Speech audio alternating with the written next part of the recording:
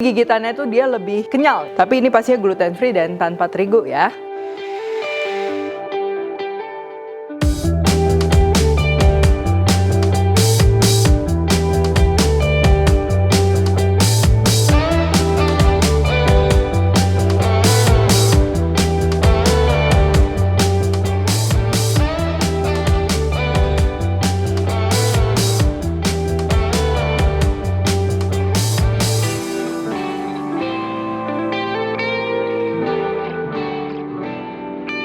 Hai semua, buku keduaku sudah terbit ya. Kalian bisa dapatkan secara online atau di toko buku seluruh Indonesia. Jangan sampai kehabisan.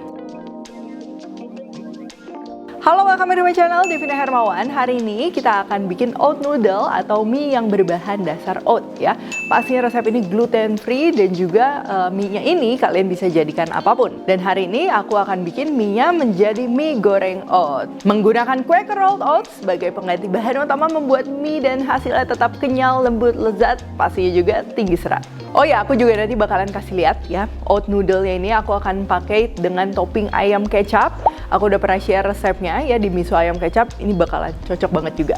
Langsung aja untuk bahan-bahannya. Pertama pastinya kita akan perlu Quaker Rolled Oats. Kalau kalian mau pakai Quaker yang instan juga itu bisa ya, nanti kan kita akan haluskan. Lalu kita akan perlu tepung beras, tepung tapioka, air, dan juga garam. Lalu untuk bahan pelengkap mie gorengnya, di sini ada bawang putih, bawang merah, kecap ikan bisa diganti kecap asin, kecap manis, telur, toge, dan juga daun bawang. Untuk sayur-sayuran sebenarnya kalian bisa bebas ya, disesuaikan. Mau tambah topping ayam, udang, bakso itu juga pastinya bisa banget. Oke, yang pertama ini kita akan bikin mie-nya dulu ya. Kita akan pakai metode air panas. Jadi pertama kita siapkan bahan keringnya. Di sini aku gunakan Quaker Rolled Oats yang dimana aku akan jadikan tepung. Quaker Rolled Oats terbuat dari kepingan oat utuh serbaguna ya, bisa untuk bahan masakan. Nah ini bisa banget sebagai pengganti tepung untuk bikin kue kering, pelapis gorengan ya, misalnya buat fried chicken dan lain-lain dengan kebaikan oat di dalamnya. Nah pastinya konsumsi Quaker Oats ini dapat dijadikan pengganti karbo yang tinggi serat dan bantu turunkan kadar kolesterol dalam tubuh serta memelihara fungsi pencernaan dengan disertai gaya hidup sehat. Oke, kalau udah halus ini kita tuangkan ke dalam wadah ya. Tuh kalian bisa lihat teksturnya. Ini tuh dia masih ada sedikit tekstur tapi udah cukup halus. Jadi menurutku lebih ideal memang ngeblendernya ini pakai grinder ya, yang biasa untuk menghaluskan lada atau rempah-rempah kering gitu, dibandingkan pakai food processor yang besar.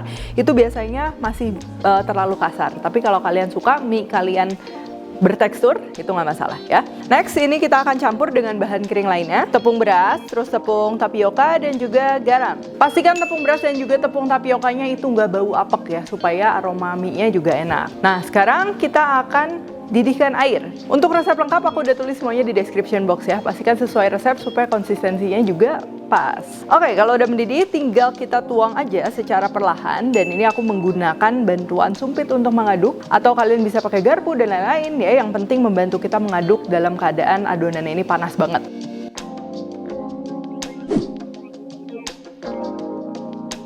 Nah ini kalau udah berpasir kayak gini, ini kita akan tekan-tekan ya, bisa pakai spatula kayak gini atau pakai sendok sampai adonannya ini nggak terlalu panas dan bisa kita pegang.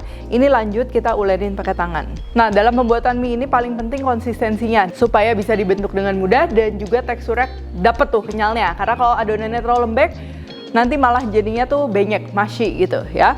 Nah kalau udah kaduk rata kalian bisa lihat kalau sesuai resep ini dia nggak lengket sama sekali, malah cenderung keras ya. Keras tapi dia nggak pecah-pecah, jadi masih bisa menyatu, cuman memang adonannya masih keras, jadi nanti bakalan kenyal maksimal. Oke, sekarang tinggal kita pipihkan ya, bisa manual kayak gini atau bisa juga pakai alat, pakai mesin gitu. Nah ini aku mau pipihkannya 2-3 mm. Nanti setelah direbus si mie-nya ini dia bakalan mengembang sedikit, jadi bisa disesuaikan aja. Kalau mau pakai bantuan tepung sedikit supaya licin, ini juga bisa.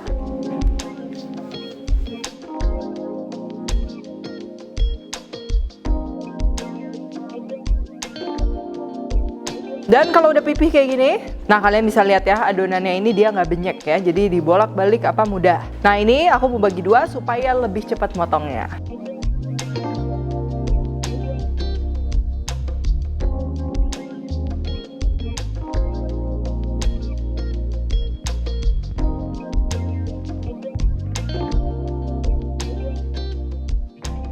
Oke, kalau udah kayak gini mie-nya siap untuk kita rebus ya. Siapkan air mendidih. Ini juga jumlahnya harus cukup banyak ya, karena nanti waktu kita rebus mie-nya tuh sedikit banyak air rebusannya menjadi kental. Kalau terlalu dikit pastinya kental banget.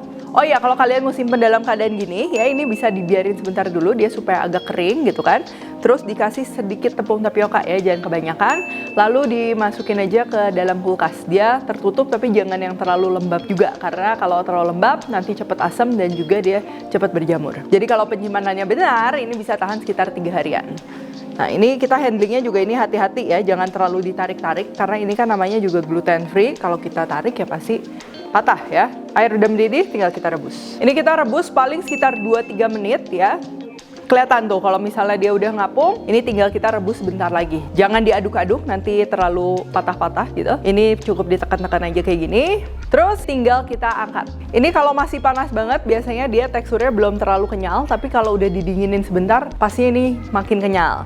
Nah kalau udah kayak gini, misalnya kalian mau bikin mie kuah, atau misalnya mie yang pakai ayam kecap, dibikin mie yamin, mie chili oil, ini bisa langsung dipakai aja ya, diaduk kayak mie biasa. Cuman kalau misalnya kita mau masak lagi ya, jadi mie goreng atau mau disimpan misalnya, ini kita perlu bilas dulu sama air dingin. Tujuannya supaya dia tidak menempel satu sama lain.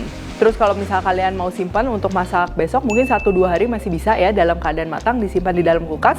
Bisa diolesi dulu dengan minyak. Sekarang kita akan bikin mie gorengnya ya. Aku mau cincang dulu bawang putih. Bawang merahnya ini cukup diiris-iris saja. Lalu panaskan minyak. Ini kita tumis bawang putih, bawang merah. Kalau udah harum kayak gini, kita kesampingin bawang putih, bawang merahnya, masukkan telur.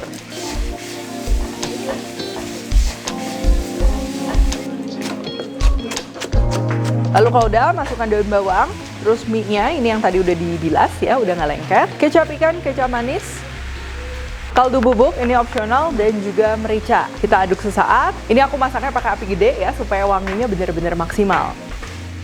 Dan terakhir, aku ini mau tambahin toge atau sayuran apapun yang kalian mau.